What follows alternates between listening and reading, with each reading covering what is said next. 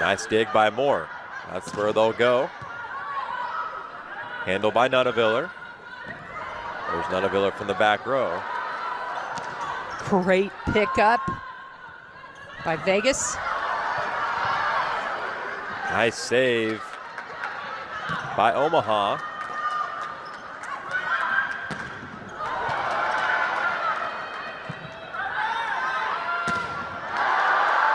And shut down. Omaha keeps the point alive. What a great Another rally diving we save. have here in San Diego.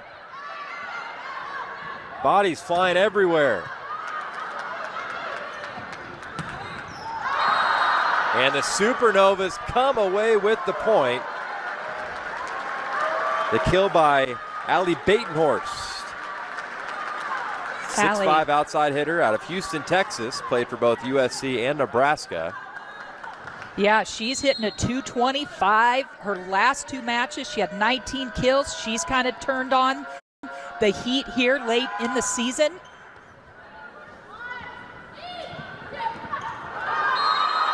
Quick block. Nice work there by Caitlin Horde. Second-year pro out of Lexington, Kentucky. Played for a couple of Big Ten schools, Nebraska and Penn State. Those two programs are pretty successful. Yes, they are. Very well known. Yazzie to the tape. Handled by Omaha. Nunaviller from the back row. No touch. Point Mojo. Mojo just came out strong tonight. And just like Coach said, they're not going to let down ever. It doesn't matter what position they're in. They will continue to fight, and they've got grit. And you're seeing a different lineup than what we've seen most of the season. And handling everything very well right now. It's one thing I've loved, throughout the season, talking with Taiba Hanif Park. No matter the results, she's just always positive. Her team's always going to fight, no matter the record, the score, what set they're in. Team just likes to go out there and play, and it creates a good foundation, and that's what Coach Park's trying to do here in San Diego. Well, and it's such a different mental game at this level. You don't get really down. You don't just get down on yourself because you have so much experience in history and being in big games. And so they just don't get rattled. I think that's a big difference at this level. Nearly another service ace by the Mojo. Nice dig by Pittman.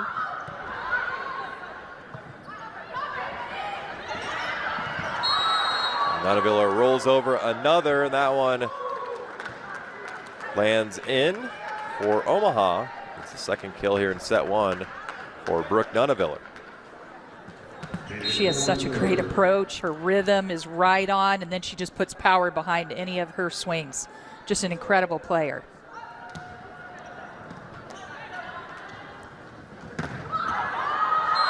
Big swing from Tabron, but it's shut down at the net by the Supernovas.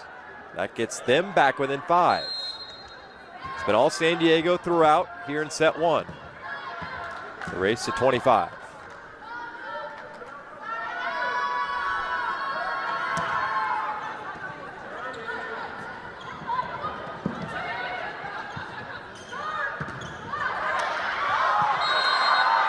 Off the block and down for San Diego. A little miscommunication there from Omaha as we hit our first timeout in set one. 16-10, a 6-point advantage here in set one from San Diego on YouTube and KUSI. And welcome to Kansas City, Missouri, coming to you live from the Swinney Center. It's the Conference Championship here on the Summit League Network, featuring the South Dakota Coyotes and the South Dakota State Jackrabbits. Tanner Collins, Jared Fox. Jared, in-state rivalry, it's Championship Tuesday. Here we go. Yeah, well, how about that? We find ourselves inside in the Swinney Center in Kansas City. These two teams, usually they just travel an hour and a half up and down I-29. This time, they came all the way down to Kansas City to entertain us. These are two teams that have been on a collision course. South Dakota has looked absolutely dominant. South Dakota State has been dominant all year long. I'm excited for this one. Yeah, both teams took two different paths. There's Dan Georgalis, the head coach for South Dakota State.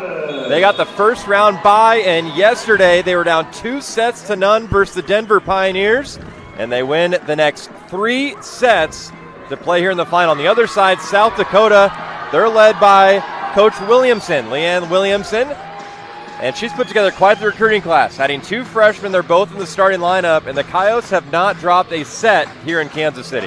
Yeah, it's really interesting kind of the way that both of these coaches have constructed their roster. Both hit the recruiting trail hard last year, and both of them came out very successful. Coach Georgalis in the transfer portal, he had a ton of success.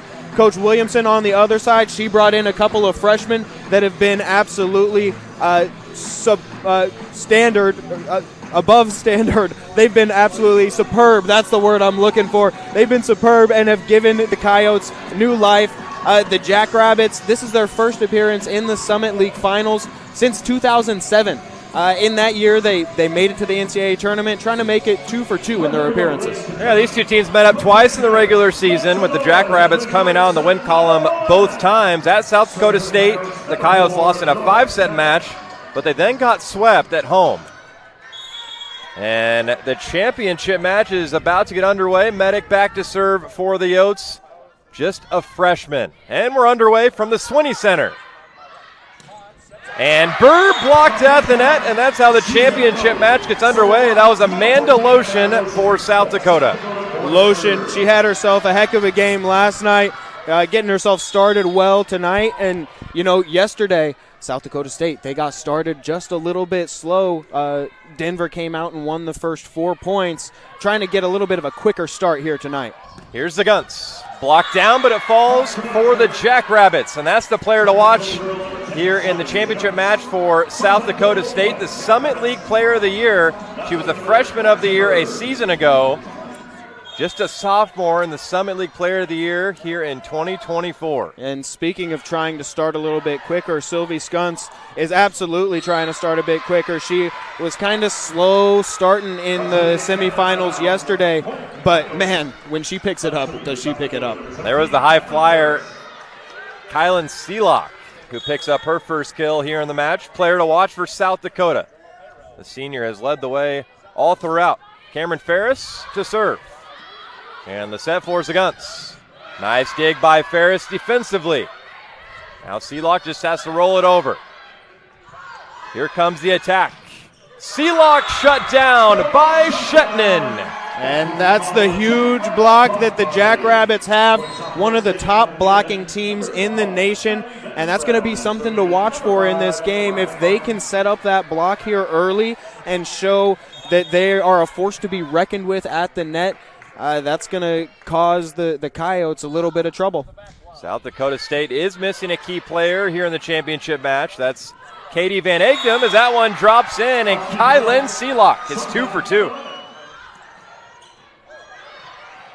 How about back-to-back service aces for Cameron Ferris? Bit of a serving clinic here to start set 2. Yeah, a bit of a shaky start for the Mavericks. The back line, just some miscommunication and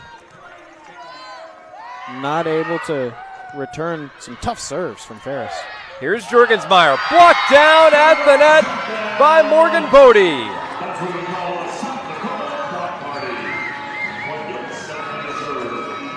That was Bodie and Seelock there at the tape. South Dakota is cruising to start set 2. Yeah, Seelock with a great seal on the block there. Just no breathing room. An aggressive serve there from Ferris. Gives Omaha the first point here in set 2. Yeah, sometimes, you get a couple of aces, your teammates get a block in front of you, you just want to let one rip. Ferris did so there, just a little bit too much behind it. Into the net. Service error once again from Omaha. Championship point number 3 for South Dakota. And they'll set up the attack. It's to Seelock. Ball game! South Dakota Summit League champions in 2024. Kylan Seelock wins it for the Yotes.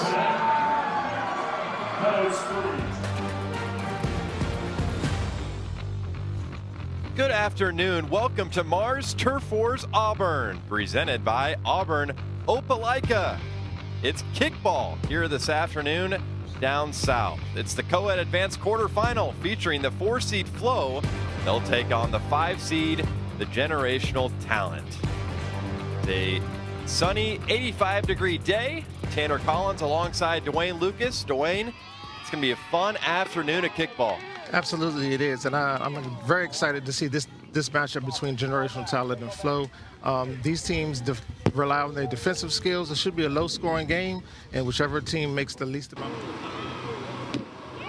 He is indeed. It's got a chance. Oh, away in right center field. And that's a great play. Crashes into the outfield wall and brings it down for the third out of the inning. The play of the day